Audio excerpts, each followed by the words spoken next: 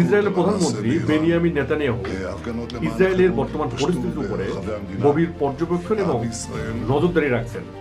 তিনি ইসরায়েলের আন্দোলনকারীদের সমর্থন এবং খামেনি সরকারের প্রশাসনের প্রতি তীব্র নিন্দা জানিয়ে তিনি আশা ব্যক্ত করেছেন একদিন ইরান থেকে ইসলামিক শাসন ব্যবস্থা উৎখাত হবে।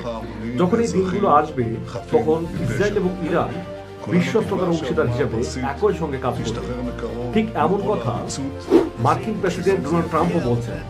তিনিও ইরানের বর্তমান পরিস্থিতির উপর নজরদারি এবং তিনি দাবি করছেন যে ইসলামিক শাসন ব্যবস্থা আন্দোলনকারীদের উপর চরম নির্যাতন এবং অত্যাচার করছেন।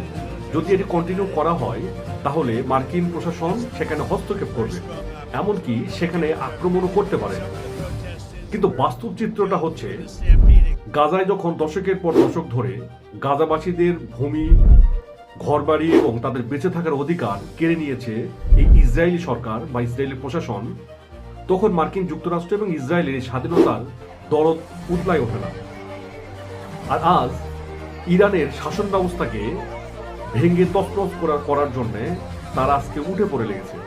তবে ইতিহাস বলে কে স্বাধীনতার পক্ষে আর কে স্বাধীনতার নামে ভণ্ডামি করছে। আর এইসব ভণ্ডদের মোকাবেলা করে ইরানে ইসলামিক শাসন ব্যবস্থা প্রতিষ্ঠিত আছে এবং থাকবে ইনশাল্লাহ।